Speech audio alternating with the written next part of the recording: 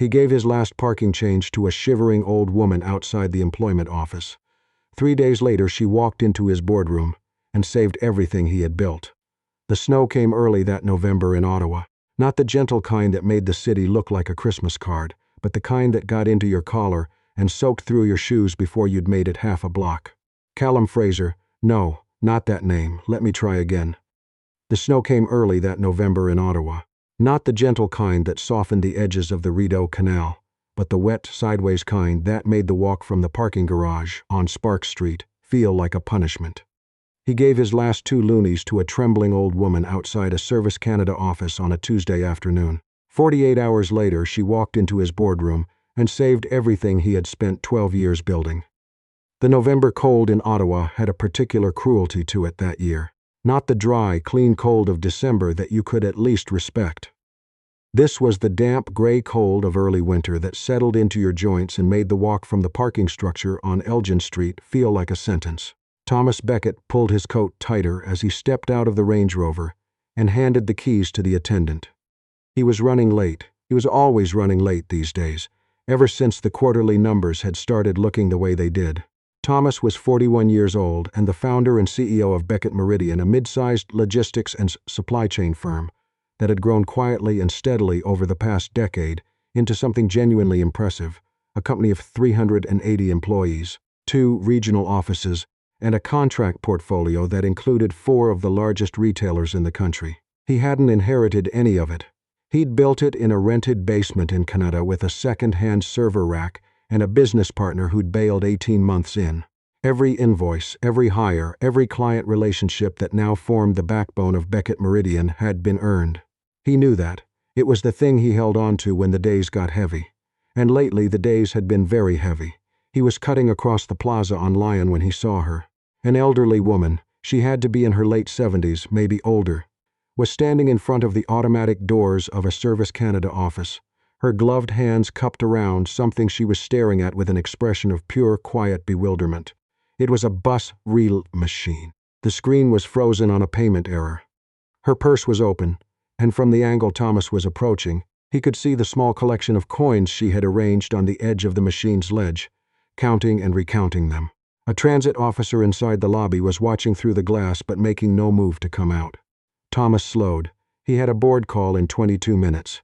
He had a litigation update waiting in his inbox from his general counsel. He had a CFO who had sent him 3 messages this morning with nothing but spreadsheet attachments and no commentary, which was never a good sign. He had, in short, every reason to keep walking. He stopped. "Excuse me," he said, stepping closer. "Are you having trouble with the machine?" The woman looked up. Her eyes were sharp and dark and quietly assessing, the eyes of someone who had spent a long time reading people. She was dressed carefully. A good wool coat, slightly worn at the cuffs, a silk scarf with a faded pattern tied at the throat. She had the bearing of someone who had once been accustomed to a certain kind of life and had learned to carry herself through a diminished version of it with dignity. "It keeps rejecting my card," she said. Her accent was hard to place, faintly European, softened by decades in Canada. "I only need to add $10. I have the cash. But it won't take the coins." Thomas looked at the machine. The minimum coin denomination for that model was a toonie, $2 coin, and the reload minimum was $10, which meant 5 toonies. He looked at what she had on the ledge. 3 toonies and a scattered collection of loonies and quarters. He reached into his coat pocket.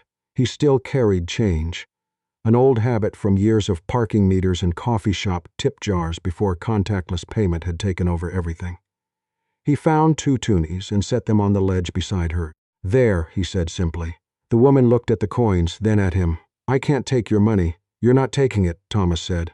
"I'm leaving it here on this ledge. What happens to it after that is none of my business." He offered a brief, neutral smile and began to step back.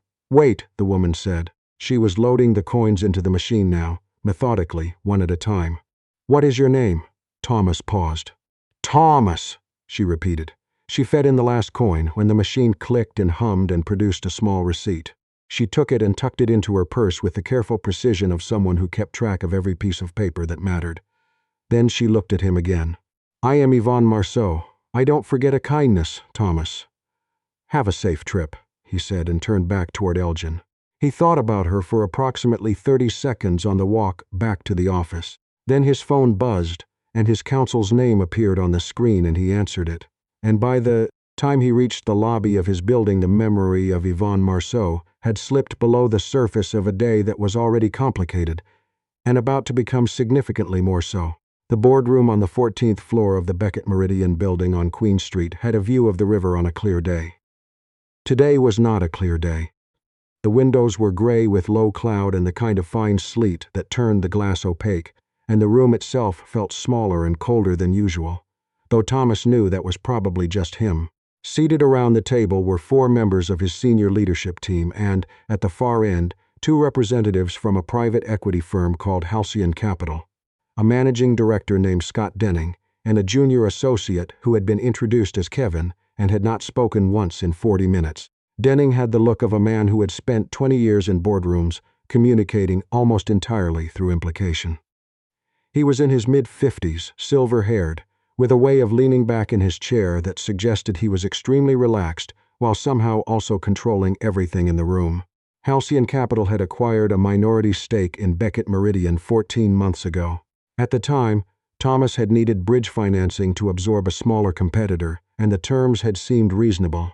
A 15% equity position, 2 observer seats on the board, and a standard set of protective covenants. He had reviewed the documents, he had signed them.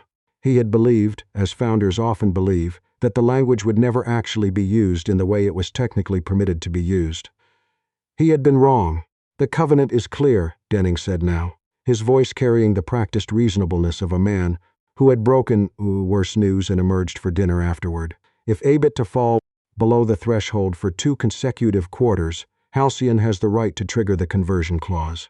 The minority stake converts to a controlling interest. He paused. Q3 was below threshold. Q4 is trending the same direction. Thomas kept his expression level.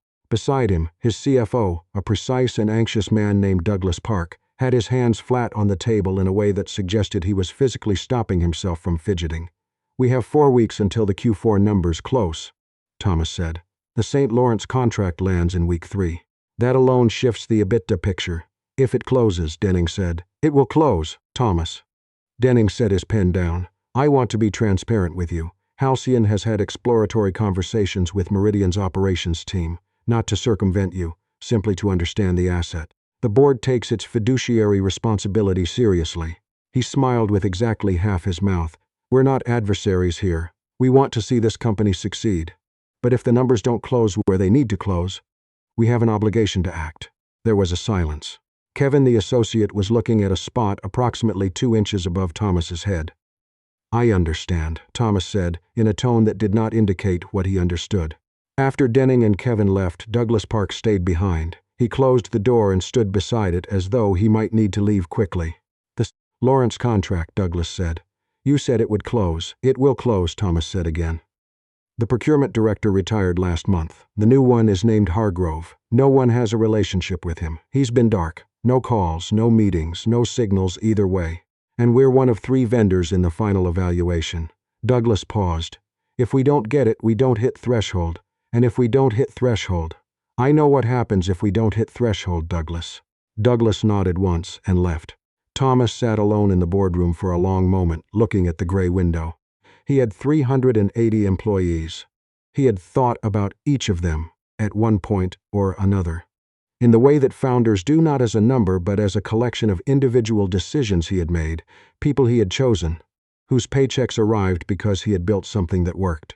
He thought about them now. He picked up his phone and called his head of business development, a sharp and energetic woman named Priya. No, that name was taken.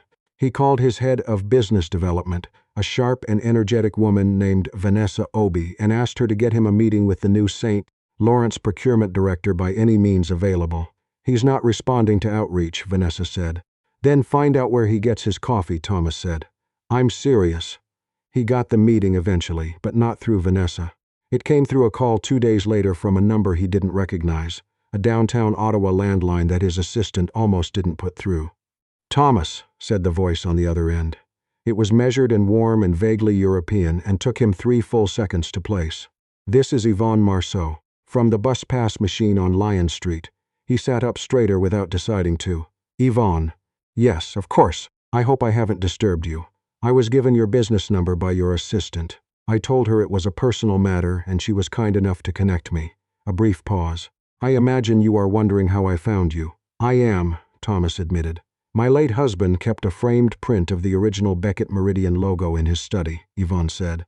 He admired what you built. He was in logistics himself 30 years ago. When you told me your name on Tuesday, I thought it couldn't be the same Thomas Beckett. But then I looked you up and I saw your photograph, and I remembered your face from the coverage when you won the Supply Chain Excellence Award 3 years ago. A small, dry sound that might have been a laugh. You haven't changed much. Thomas didn't know what to say to that, so he said nothing, which was sometimes the right answer. I am calling, Yvonne continued, because I would like to repay a kindness. I don't forget them, as I told you. My daughter is the new procurement director at St. Lawrence Distribution. Her name is Christine Marceau Hargrove. She has been difficult to reach, I know. She is very deliberate about vendor relationships. She doesn't like to be lobbied, but she is also her mother's daughter, which means she responds very well to genuine character. Another pause. Would you be willing to have dinner with an old woman, Thomas? I think I have something I'd like to say to you, and I think you might have something you'd like to say to my daughter. Thomas was quiet for a moment.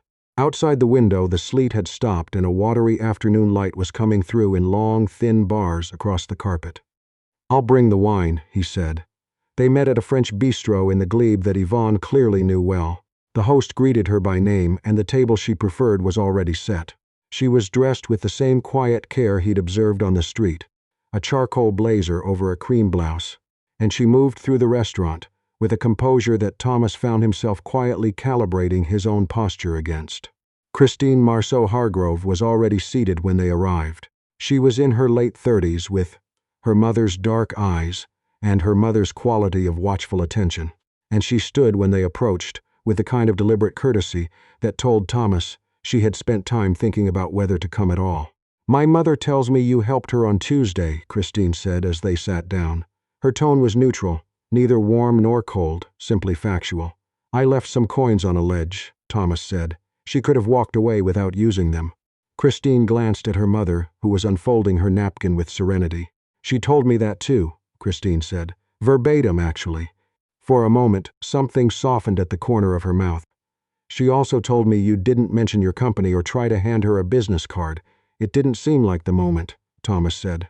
No, Christine agreed, and something settled in her expression. It didn't. They talked through dinner. Not about the contract, not about Q4 numbers or conversion clauses or EBITDA thresholds. They talked about Yvonne's late husband, who had started in freight in Montreal and worked his way into distribution consulting, and had ended up mentoring half a generation of logistic professionals across Quebec and Ontario. They talked about Christine's philosophy of procurement, which turned out to be genuinely interesting and slightly radical in a sector that rewarded predictability above almost everything else. She believed in long relationships over lowest bid. She believed in transparency over performance theater. She was, Thomas realized, the kind of professional he had tried to build Beckett Meridian to serve. Yvonne said very little. She ate her soup and watched them both with an expression of quiet satisfaction. The way people look when a plan is proceeding exactly as they'd hoped without anyone having needed to be told what to do. I'll pull the full evaluation summary and send it to your team on Friday, Christine said, near the end of the evening, addressing Thomas directly. I can't promise you anything. I want to be clear about that. The process is fair. But I can promise you I'll read whatever you send me. That's all anyone can ask, Thomas said. Yvonne smiled. She reached into her purse and 2 toonies on the edge of the table next to Thomas's side plate. For the bus, she said, whenever you need it. Thomas looked at the coins for a moment. He felt something he hadn't felt in several months, which was the specific sensation of not being alone in something difficult. He picked up the coins and put them in his coat pocket. The St. Lawrence contract landed on a Wednesday, 3 weeks later, in the 3rd week of December, exactly when Thomas had told Douglas it would. It was the largest single contract in Beckett Meridian's history. A 3-year supply chain management agreement that, when it hit the Q4 books, moved the EBITDA number with a decisiveness that left Douglas Park sitting in Thomas's office in silence for almost a full minute before saying anything. We're above threshold, Douglas finally said. I know, Thomas said. Halcyon can't trigger the conversion clause. I know. How did you get the St. Lawrence meeting? Vanessa said she couldn't crack the new procurement director. Thomas thought for a moment about how to answer that. He thought about a Tuesday afternoon in the sleet, a coin on a machine ledge, a woman who didn't forget kindnesses, and a dinner in the glebe where the most important business that got done was not talked about as business at all. "I left some change on a ledge," he said, "and tried to be a decent human being." Douglas stared at him. "That's it," Douglas said. "That's it," Thomas said. "Most of the time that's it." The halcyon meeting that followed was brief by the standards of halcyon meetings. Denning arrived with Kevin the associate and a revised term sheet that was designed to look like an offer of partnership and was actually a last attempt to negotiate a softened version of what the conversion clause would have given them. Thomas had reviewed it the night before with his counsel and had come prepared. He set his own document on the table first. It was a notice of covenant compliance signed by his auditor, attesting that Q4 EBITDA had cleared the threshold. Attached to it was a formal request to Halcyon to confirm in writing that no conversion right had been triggered, and that the minority stake remained a minority stake. Denning read it without expression. Kevin looked at the same spot above Thomas's head. "This good news for everyone," Denning said after a moment. His tone was the same practiced reasonableness as always, but something behind it was slightly more measured now, slightly more careful. "We're glad the business is performing." "So am I," Thomas said. "If Beckett Meridian ever needs a conversation about growth capital going forward, I'll keep that in mind," Thomas said, which they both understood to mean something different from yes. After Denning left, Thomas sat at his desk for a while. He was looking at the river, which was visible today. The sky had cleared, and the December sun was low, and the water caught it in long shifting glints. He was thinking about the 380 people in the building beneath him. He was thinking about his late father, who had worked 35 years in a warehouse and never once complained about the physicality of it. Only about the days when management made decisions that seemed designed to remind people how replaceable they were. He was thinking about the particular loneliness of being a person who works hard and does the right thing and is still never quite sure it will be enough. He pulled out his phone and sent a message to Yvonne Marceau. It said only, "We cleared the threshold. Thank you for dinner." Her reply came 8 minutes later. "My husband always said the best business relationships are the ones that don't look like business at all. I'm glad his advice still travels well." Thomas put his phone down and looked at the river for a while longer. The announcement went out in the first week of January, a company-wide message about the St. Lawrence contract, the Q4 results, and a set of initiatives that Thomas had been developing quietly for the past month. An updated wage grid that brought the bottom third of the salary band up by 11%, an expansion of the parental leave top-up policy, and the creation of a new internal mentorship program, funded from the contract premium, that paired junior logistics staff with senior professionals from across the industry. The first mentor enrolled in the program was a retired logistics consultant whose late husband had spent 30 years in freight in Montreal. Thomas sent Yvonne Marceau the announcement personally, before it went to the broader list, with a note that said, "I thought you might want to know what a couple of loonies turned into." Her response arrived the next morning. "It was never about the money, Thomas. It was about the kind of man who stops." He printed that one out. He put it in his desk drawer, not for display. He wasn't the kind of person who put things on walls, but in the way you keep something you're likely to need to read again on the days when the numbers look wrong and the sky is gray and the walk from the parking garage feels like a sentence. Because the truth is that most days in business are not about strategy or capital or covenant clauses. Most days are about small decisions made when no one is keeping score. The moment you stop or don't stop the $2 you leave on a ledge or keep in your pocket. The 3 seconds you spend looking at someone who is struggling and deciding whether they're worth the detour. Thomas Beckett had spent 12 years building a company on the belief that how you treated people was not separate from how you built things. That decency was not a soft value but a structural one, as load-bearing as any balance sheet.